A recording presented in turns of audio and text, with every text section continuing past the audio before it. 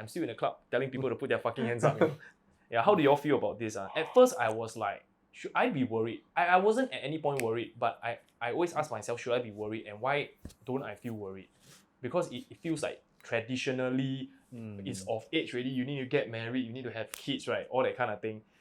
So I think for guys, we can fuck around longer, as in like figure out what we want to do with our lives and all that kind of stuff, But what about your perspective, I don't think I've ever felt pressured to like decide on like what age I want to get married or whatever.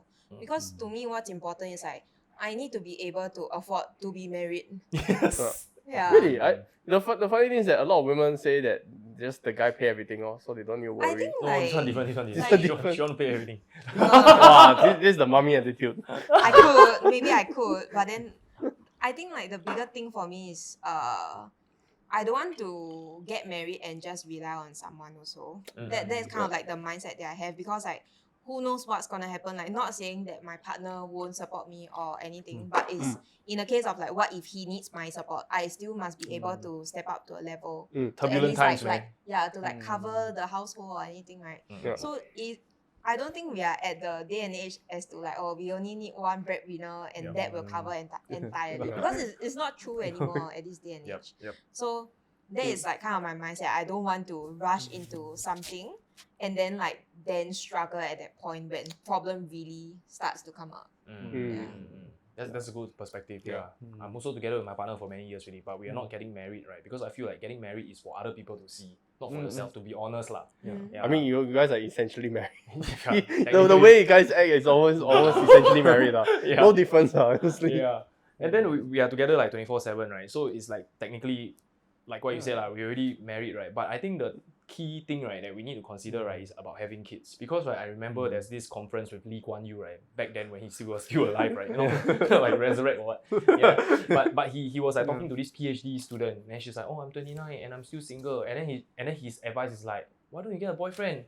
Because the percentage, right, of giving birth to a dull kid, right, when a woman is around age 35 is very, very high, as compared to if you are like giving birth when you are younger lah.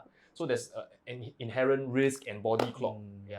So I don't know if this will add more pressure if you're a female versus a male, You can't even afford the kid to begin off with.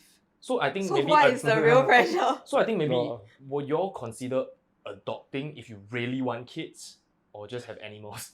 I think adopting is fine. Like, there's so many other ways to like contribute, right? If you really like kids or anything. Like for me myself, I donate every month to support kids elsewhere. And that like gives me like a sense of like fulfillment to a certain extent. So even though I want kids, but I'm not like, okay, I need to have kids by like 30, if not I'll have a dumb child. So whenever you're financially ready, then it can be either birth or it can be adopting. Yes. Actually, the thing is that a lot of guys don't really want to adopt because they see having kids is continue their bloodline, like as if they got something to. There's some kung fu drama, bro. Yeah, exactly. Maybe like back in the day, the people that work in the 8 to 5 office. Yeah, some people are just obsessed with like wanting kids to continue their bloodline. Like, why? My bloodline dies with me this year. Not this year. I get a vasectomy. No, the bloodline dies with me. But I think like another school of thoughts is also that if I were to give birth when I'm younger, right, and I'm not as financially stable, I will need to spend a lot of time working when my kid is growing up. So I miss a lot of like milestones that they might be going through, right, which is not something that I want. So I would rather be that financially stable first, so that eventually when I have kids, I'll be able to spend more like quality time to watch them like grow up like step by step. Right?